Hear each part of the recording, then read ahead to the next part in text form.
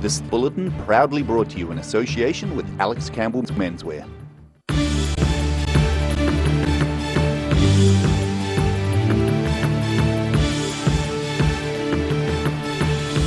Tonight on The South Today, the emotionally charged topic of how dogs are euthanised in Invercargill is set to be decided next week. New Zealand's Prime Minister Jacinda Ardern continues with her southern tour. And Professor Mark Hennigan steps down as Dean of Law at the University of Otago after 19 years.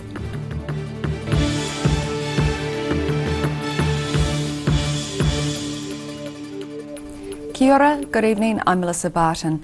Recommendations for how dogs should be euthanised or rehomed will be presented to the Invercargill City Council next week. Despite public outcry last year, the panel are recommending captive bolt gun remain an option for dog euthanasia. Sharon Rees reports. Invercargill City Council has opted to form an advisory panel last year after a video was released showing a dog being euthanised by captive bolt gun. But after research and public consultation, the panel is recommending the bolt gun method remains one of two options for euthanasia. What they came up with is that first and foremost the safety of people is the most important thing, and some of the dogs that our animal control team have to deal with are dogs that are unsafe for a variety of reasons. They've been, they become dangerous for whatever reason, and if it's unsafe to be able to euthanise those dogs with lethal injection, then the panel is recommending that in those kind of circumstances, captive bolt is probably the better option. Amundsen said while some people won't agree with the decision, the panel are confident in their recommendations after vigorous research on the topic. There will be people who potentially don't agree with what the panel has said or has recommended, but I think that they have taken a holistic view and done a lot of work. Certainly I feel like they've gone above and beyond what we sort of asked them for in the first instance. They've really taken their time, they've been really thorough in the research. The panel will also recommend the council undertake control of rehoming dogs, which Amundsen says may help to change public perception of animal control. If the council was to start rehoming, then that actually puts them out in the community in a different kind of light, rather than just becoming sort of like people who are enforcing the law. They then become people who are actually helping with the dogs. The panel's report will be considered by the Regulatory Services Committee at a meeting on Tuesday, April 10. Sharon Rees, The South Today. The new National Party leader Simon Bridges is promising to look at his party's visitor levy policy. Bridges' previous National-led government was strongly opposed to the introduction of a visitor levy in Queenstown. Queenstown Lakes District Mayor Jim Bolt has been campaigning for the introduction of a levy since his election in 2016. He, along with tourism heavyweights, are keen to use a visitor levy to help fund the services for Queenstown's growing tourist population. Bolt says that he welcomed the National Party review. Tourism Minister Kelvin Davis says he is looking into options for charging overseas visitors, which may include a levy, but is yet to make any firm decisions.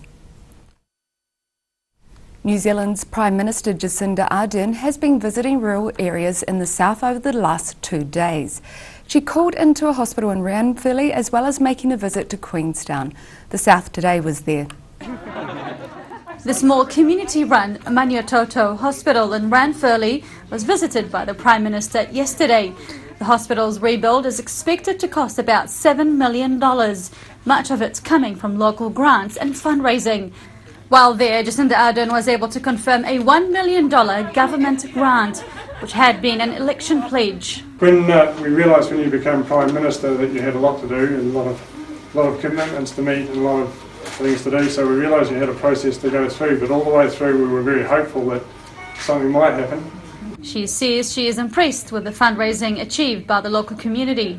The first thing I want to say is congratulations to you for the work that you have done. The amount of fundraising has been extraordinary, and to know that people from all walks of life in your community have contributed to that, I hope that when they walk into this place they will feel a sense of satisfaction that they helped build it.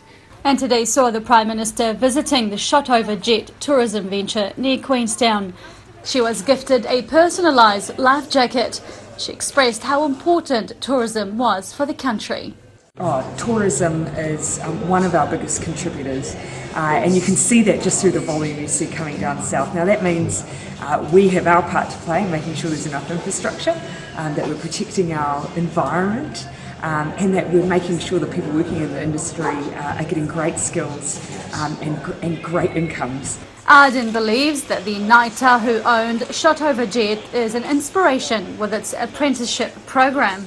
You know, for me, I think one of the biggest challenges we face is that we have these skill shortages, but we don't have enough people training to fill them. So to see Ngāi Tahu Tourism being really focused on what they can do to bring more people into those areas where we have gaps, like the work they're doing around the marine apprenticeships here, that's fantastic. We need to replicate that across industries like housing, construction, right across the board.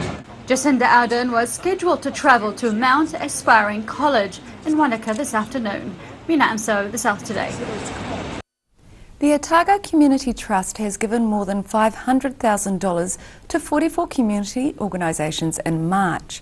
The Trust provided a $66,000 grant to the Upper Clutha Radio Telephone Users Association to help with repair to its mast following a lightning strike.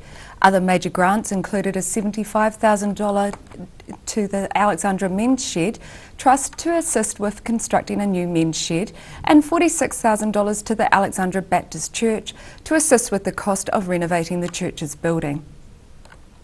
The head of the University of Otago's Faculty of Law has stood down as Dean. There has been speculation that his decision relates to second-year law camps. However, he says that's not the case. A University of Otago spokeswoman has confirmed that Professor Mark Hennigan has stepped aside as Dean of Law, but remains at the university until the end of the year.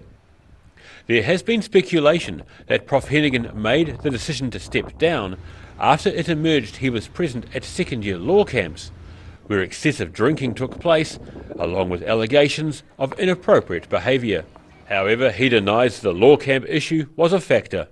He says, "My decision to step aside as Dean early is not related to student law camps." Today is Mark Hennigan's last day in the role as Dean of Law at Otago University after 19 years in the position. He says he's leaving early to give his successor, Professor Jessica Palmer, a chance to learn the role and begin her strategic planning for next year. Neither Prof Hennigan nor Professor Palmer would be interviewed on camera today. Mark Hennigan is due to take up a new professorship at the University of Auckland Law School next year. Daryl Baser, The South Today. Still to come on The South Today, a South Dunedin soft drinks company hopes to regain a liquor licence with a bit of political support, and Environment Southland released the revised version of their water and land plan.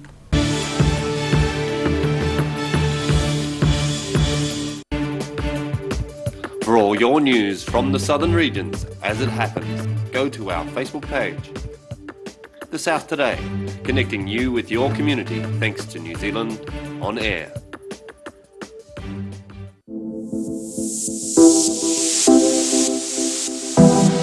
Girls, get together for an indulgent day out at the Women's Lifestyle Expo. Over 100 companies under one roof showcasing fashion, beauty, health, fitness, food, wine tastings and more. You deserve a girls' day out. Check out grabone.co.nz for a 2-for-1 deal or pay $10 at the door.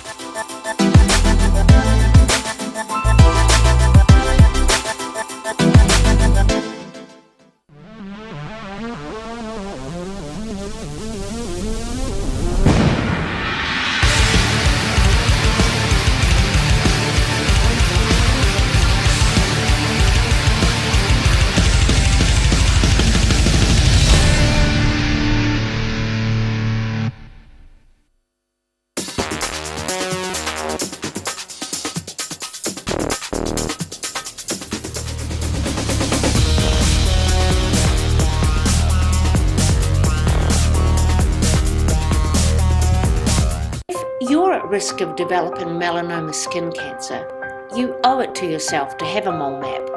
Mole map is coming to your area. Phone today to make an appointment. It could save your life.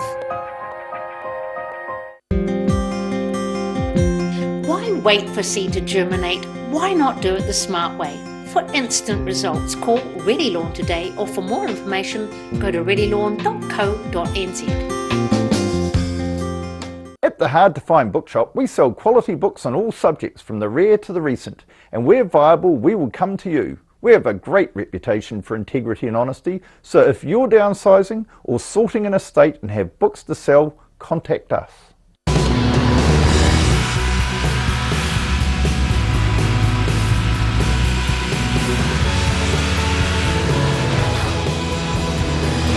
Helping New Zealanders to do more. Talk to MTF today. The Terminus Apartments, where heritage meets modern sophistication and where the past is Dunedin's future. These 1 or 2 bedroom apartments are fitted with modern amenities, room to move and spectacular harbour and city views. Contact us now to have your piece of luxury. Every reason, every season, we're proud to dress the region. Alex Campbell Menswear, it fits.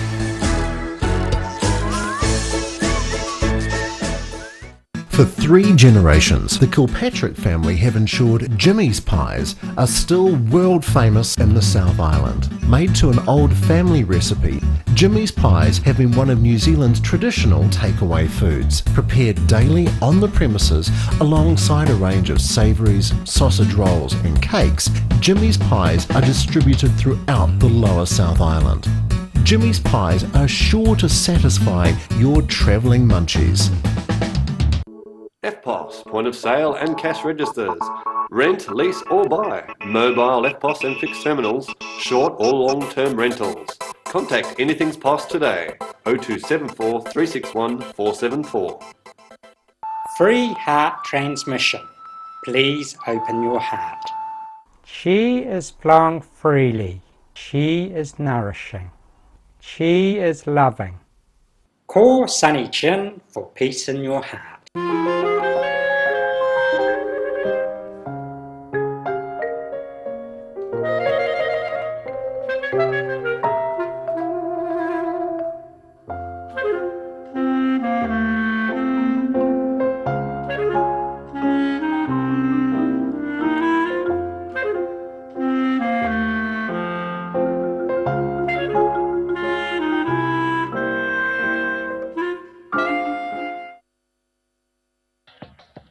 At Action Engineering, the team make their mark as innovators in engineering because they don't just make things, they provide solutions. Call now on 477 1643 or go online to see the services they provide.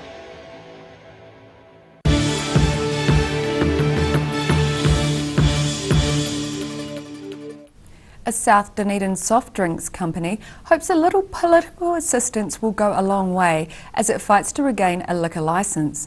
West Cordials have been trying unsuccessfully to regain an off licence to sell alcohol since its application was rejected by the Alcohol Regulatory Licensing Authority in late 2016.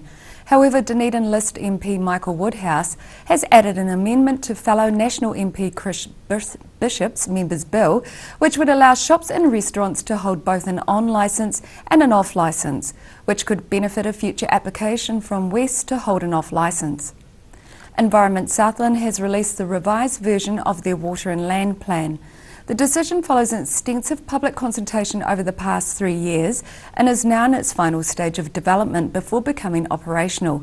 Sharon Rees reports. It's been years in the making, but Environment Southland Chairman Nicol Horrell believes the revised water and land plan has been improved to reflect the voice of submitters in Southland. During the process, we had 946 people actually submitted 276 actually came in and submitted to the panel. So I'm hopeful that a lot of those people, when they read through the plan, will feel that their concerns were listened to, and the fact that people in a lot of cases actually said, well, we don't like the way you were trying to achieve something, we think this is a better idea, and some of those people will find that their ideas have been included. He said with such conflicting opinions on aspects of the plan, not everyone would be completely satisfied. Barth said the decisions made were necessary to address water quality in the region. There's probably still one or two issues that some people will feel we haven't gone far enough, but on balance I think they'll say yes, they've listened to the concerns they had over quite restrictive winter grazing, so it's more flexible. You know, the bar has gone up. It will be more difficult in some areas to convert to dairying and intensify, but it's a tool we actually need if we're going to turn the water quality around. Horrell praised the number of submitters for making their voice heard and said it was Southlanders who truly shaped the revised plan.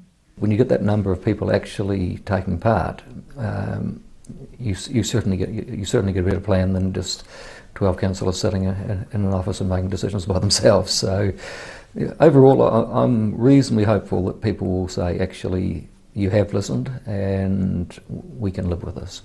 More information on the Water and Land Plan can be found at the Environment Southland website. Appeals on the revised decision plan can be made until May 17. Sharon Rees, The South Today. After the break on The South Today, desperate parents and the principal of Wanaka Primary School call for an extra school bus service as pupils are left stranded, and power is cut to nearly 100 Dunedin homes as fire crews tackle a large scrub fire.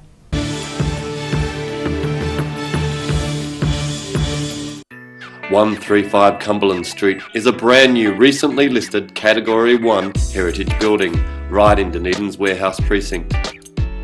Only a short walk to the Opticon in the central city. These are warm, well-insulated, self-contained apartments with all you can need for a short or long stay. With beautiful views onto the harbour, these Airbnbs at 135 Cumberland Street come highly recommended for your stay in Dunedin. Garrador Dunedin, delivering quality stylish garage doors in Dunedin for over 15 years. New doors, replacement doors, repairs and maintenance are all part of Garrador's quality service. Garrador Dunedin offers a full range of modern quality doors to suit any home. Come visit the team at 553 Kaikoai Valley Road. Visit www.garrador.co.nz or call us on 488 5676. At Action Engineering, the team make their mark as innovators in engineering because they don't just make things, they provide solutions. Call now on 477 1643 or go online to see the services they provide.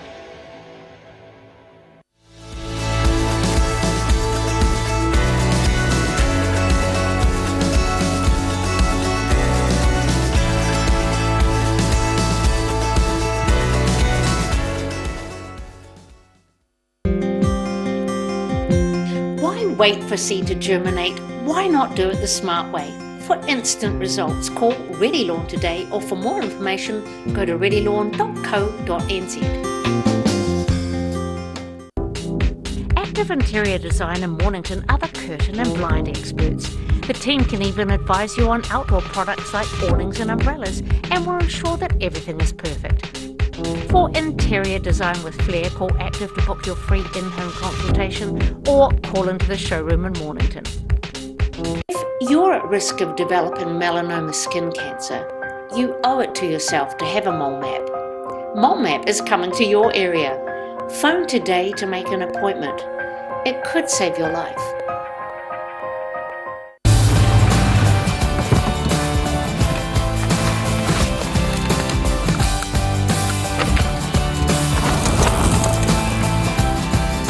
Helping New Zealanders to do more. Talk to MTF today. Every reason, every season, we're proud to dress the region. Alex Campbell Menswear, it fits.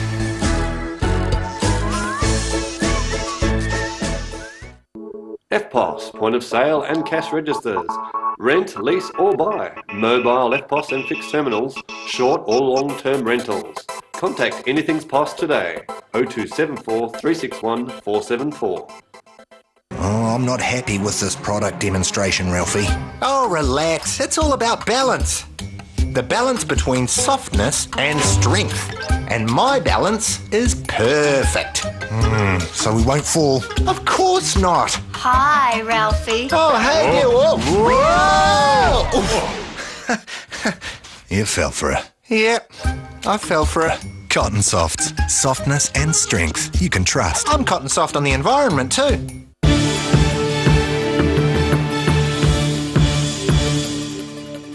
Thanks for staying with us. Parents and the principal of Wanaka Primary School are urging the Ministry of Education to add an extra bus to the Luggett school bus run after 6 young pupils were left stranded for half an hour because their bus was full.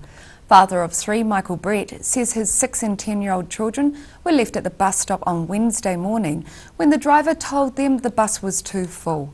Wanaka Primary School Principal Wendy Bamford says she is concerned about the safety of her school pupils in regards to not enough buses available to get pupils to school safely.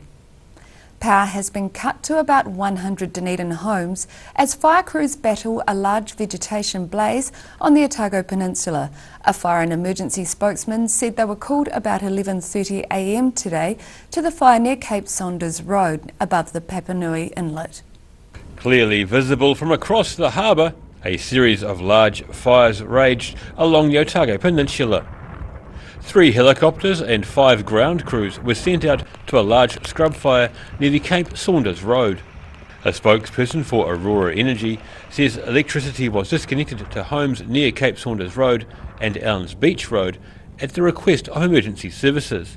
About 100 Dunedin homes were without power as Fire and Emergency NZ crew members worked on multiple points of fire origin, some reportedly near power poles and lines.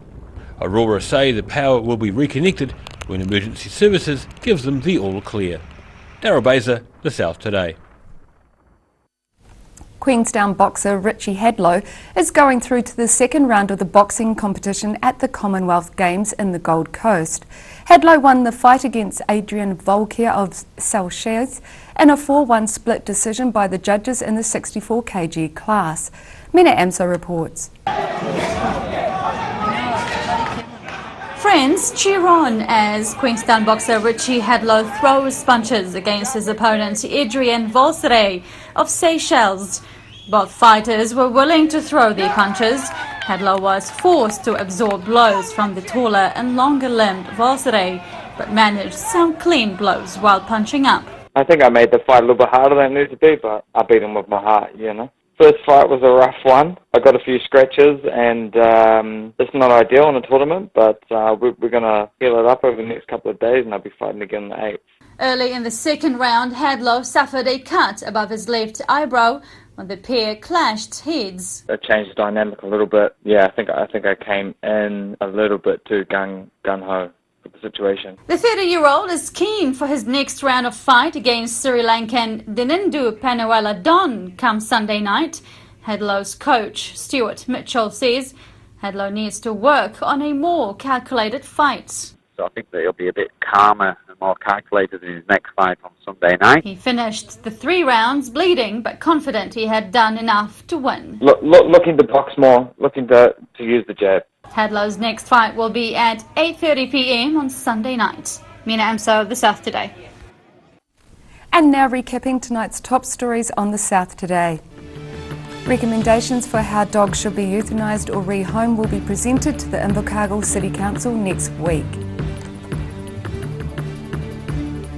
New Zealand's Prime Minister Jacinda Ardern has been visiting rural areas in the south over the last 2 days, including stops in Queenstown and Alexandra. And Mark Hennigan has stepped down as the Dean of Law at Otago University after 19 years in the role, claiming it's not related to inappropriate behaviour at law student camps. And now look at what's happening in tomorrow's ODT. Welcome, Phil Somerville. What have you got for us tomorrow? Here's a lovely photo from Stephen Jackery of Big Time Wrestling, returning to Dunedin tomorrow night after more than 30 years. That facial expression is just priceless. Yes. Not my cup of tea, but it is some. Now, the Wahine disaster looms, and Chris Morris has written a very interesting feature looking at from the point of view of a crew member, a passenger and a rescuer. So look for that. And a flight school planned for Oamaru, another good news for up there. Should mention the mix, of course, with its wide variety and its mix. Story on meditation and all the different types. Another one on Neil Watson, the long time, however you say his first name, the long time fish and game boss in Dunedin, and so it's an interesting story from Bruce Munro. And finally, I should mention another story about assisted dying in the Netherlands. Focuses on a 29-year-old who doesn't have terminal illness but has serious psychiatric problems, and discussion about whether there's a slippery slope. 4% of the deaths in the Netherlands are now with assisted dying, so it makes an interesting feature whatever angle you come on that difficult issue at. Yeah, it's definitely a difficult subject. Lovely, thank you, Phil. And you can catch all of that in tomorrow's ODT. And now it's time for a look at tomorrow's weather. Tonight's weather proudly brought to you by Molnap. Looking at the situation, we should enjoy this changeable weekend as best we can because some very wintry weather is on its way next week, with significant snowfalls on the ranges, bitter gusty winds, and even a chance of some low-level snow in the middle of next week. Looking at the southern towns, Balclutha, Catlins, Gore and Lumsden can look forward to moderate with becoming fine weather and a high of 14. Westwards to central, Alexandra, Queenstown and Wanaka can expect light winds, clear skies and a high of 17 and 18. Te Anau is in for moderate winds, some cloud and a high of 13. Up to the northern towns, Oamaru and Timaru can expect moderate winds, mostly cloudy skies and a high of about 14 or 15. Inland should be nice with the Marama and Twizel having fine weather, light winds and a high of 18. In Dunedin, it will be cloudy tonight with winds easing and an overnight low of 8. Tomorrow sees cloud breaking with sunny periods increasing and fresh cool winds 15 and 8, but rain will develop on Sunday with fresh winds becoming stronger 14 and 8. And in Invercargill tonight, we bring you cloudy skies with scattered rain and decreasing winds with an overnight low of 8. Tomorrow starts off with cloudy skies and showers, clearing with sunny periods increasing during the morning and moderate winds freshening later on 14 and 8, and a period of heavier squally showers developing on Sunday with strong cold winds 11 and 7. And that's our news for this Friday. For the latest news from the Southern region, you can follow us on Facebook and at channel39.co.nz. We leave you tonight with some shots from last weekend's Warbirds over Wanaka. From all of us here at the South Today, have a great weekend.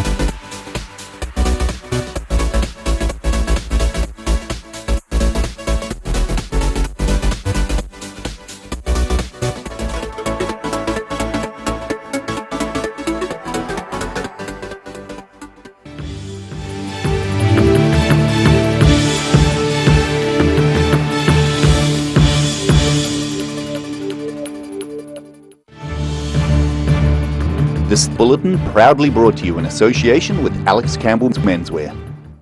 Supporting local content so you can see more of New Zealand on air.